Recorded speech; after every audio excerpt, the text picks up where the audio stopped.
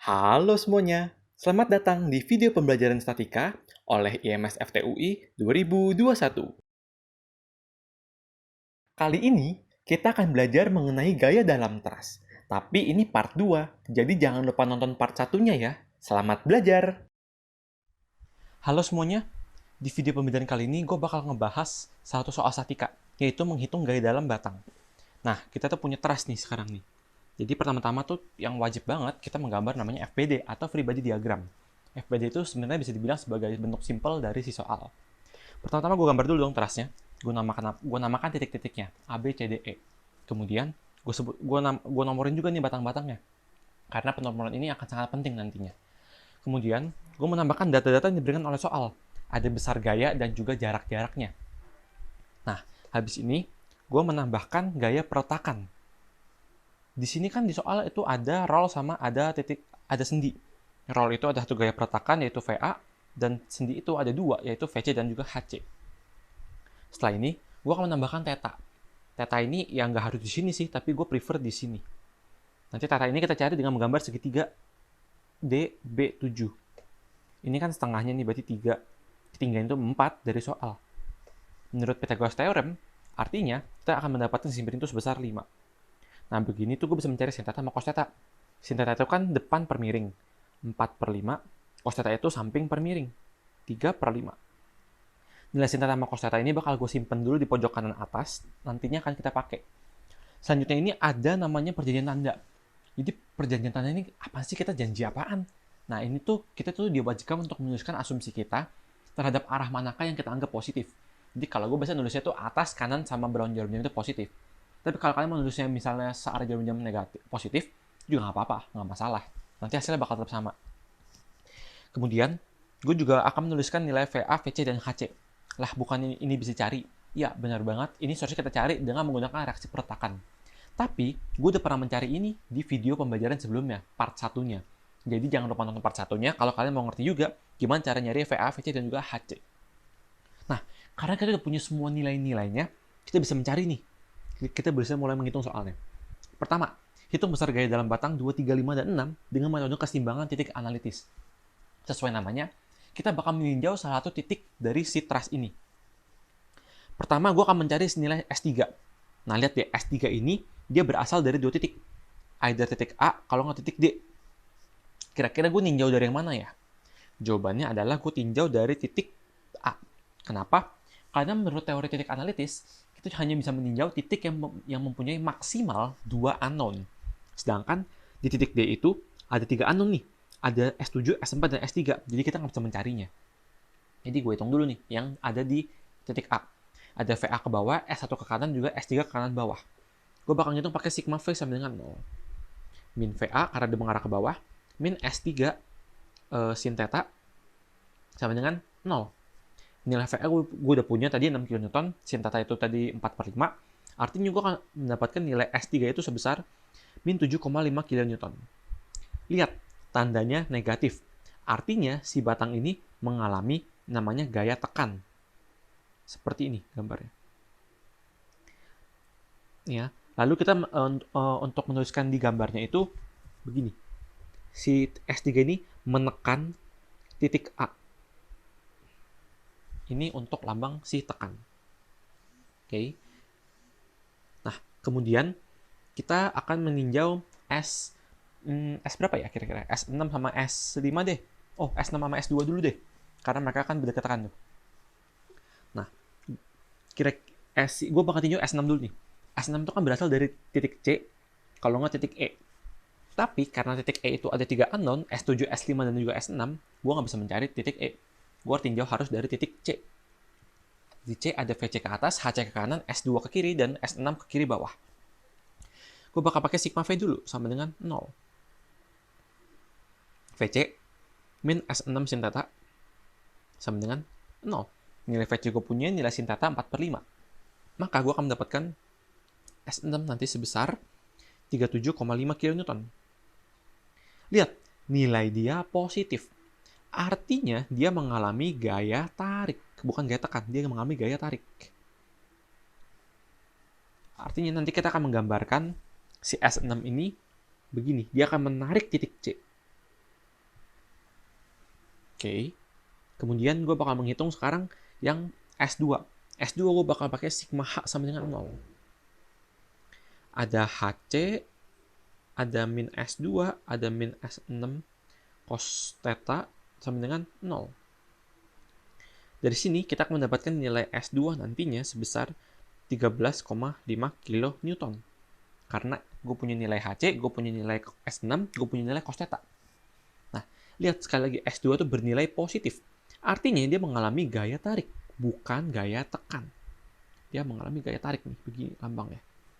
Nah, kita gambarin sama. Dia tuh berarti menarik titik C. Oke. Terakhir, S yang belum tercari itu adalah S5. S5 tuh ada di titik E sama di titik B. Kira-kira kita nyarinya gimana nih? Titik E dong, kita tinjau titik E. Soalnya di titik B itu kita punya 3 unknown. Ada S1, S4, dan juga S5. S2 kan tadi kebetulan kita udah cari nih. Soalnya tadi titik E itu kita nggak bisa langsung nyari. Kita harus cari dulu S6-nya. Nah, tapi karena tadi kita udah nyari S6, maka sekarang kita bisa nyari tinjau titik E. Karena unknown-nya di titik E itu cuma tinggal 2, S7 sama S5. Oke. Di titik E itu ada S5 ke kiri kanan, ke kiri atas, S6 ke kanan atas, dan 24 kN ke bawah. Gue bisa tinggal menuliskan sigma V sama dengan 0.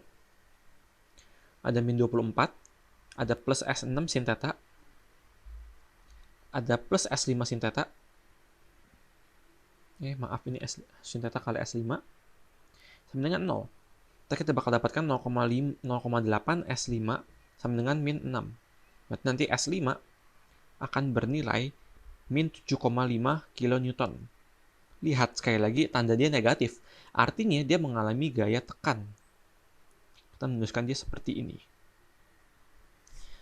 Dia menekan, berarti si S5 ini, dia menekan titik tinjauan kita. Dia menekan titik E. Dia akan begini gayanya. Nah, sebenarnya ini selesai nih. Kita udah mendapatkan S2, 3, 5, dan 6. Tapi biasa kita disuruh menuliskan dalam tabel. Tabel seperti ini. Batang besar sifat. Batang-batangnya itu yang namanya S2, S3, S5, S6.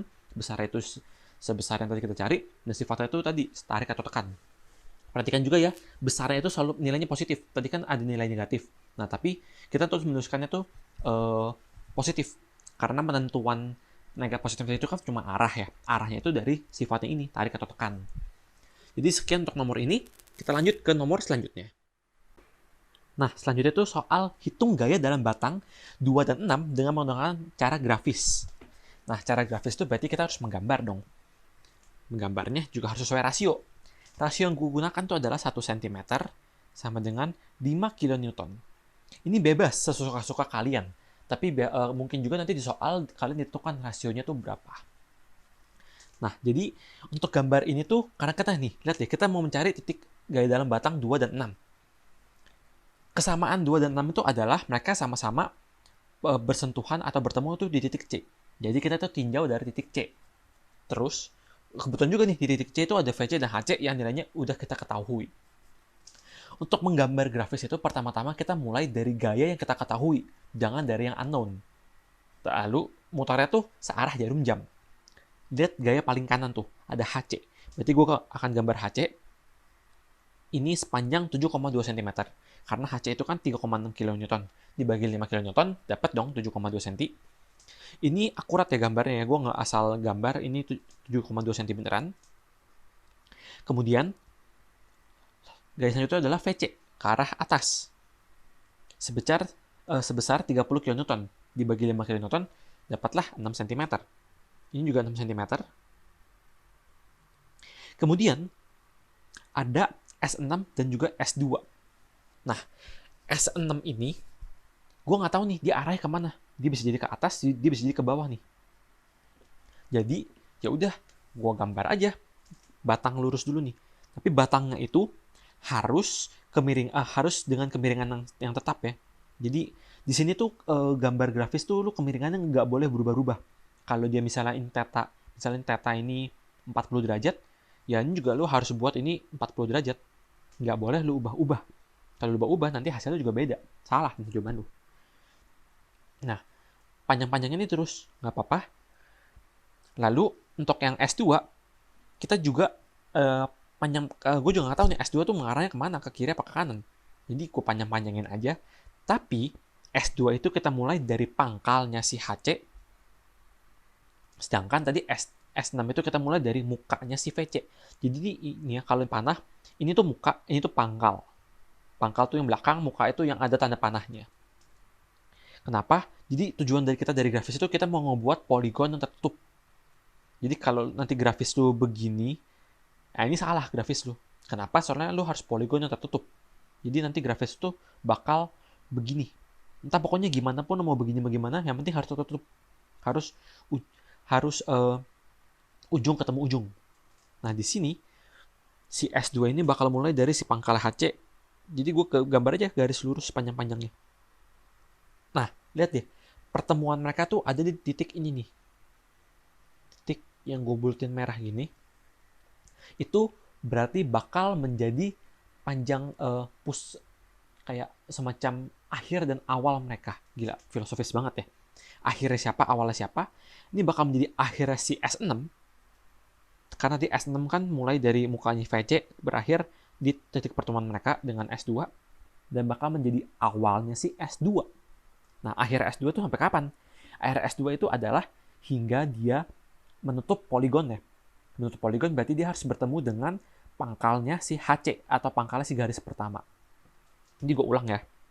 Pertama kita gambar dulu nih HC sesuai dengan rasio. Kemudian searah jarum jam kita lihat ada VC. Dia ke arah atas, berarti gue gambar juga dia ke arah atas. Lalu ada si S6 nih. Yang panjangnya gue nggak tahu berapa, jadi gue gambar aja dulu panjangnya.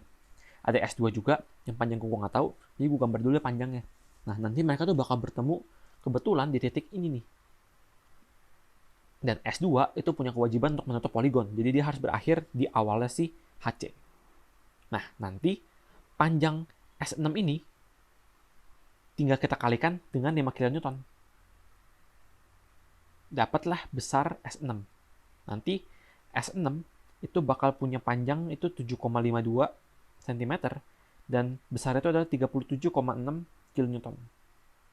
Untuk S2 itu panjangnya itu kurang lebih 2,64 cm sehingga dia punya besar itu 13,2 kN. Lalu untuk arahnya, lihat deh, arahnya S6 ini dia mengarah ke bawah kan. Kenapa mengarah ke bawah? Karena ya dia punya obligation untuk membuat si S2 itu bisa menutup si poligon. Jadi nanti S6 bakal gue gambar tuh dia begini. Untuk S2 gue bakal gambar dia tuh begini. Oke. Nah, lalu oh maaf, yang S6 gambarnya sedikit salah. Seharusnya tidak boleh terlalu jauh dari titik C-nya. Gue ganti jadi yang spidol biasa lagi dia. Jadi begini.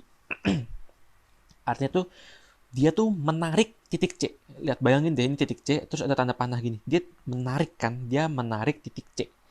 Sehingga sifat dia tuh adalah tarik. Begini. Sama juga halnya dengan si S2. Dia tuh menarik titik C. Nah, nanti ini sebenarnya udah selesai nih. Tapi biasanya tuh kita disuruh menggambarkan tabel conclusion jawaban kita. Jadi nanti tabel itu kurang lebih seperti ini. Ada batang besar sifat, sama juga kayak tadi.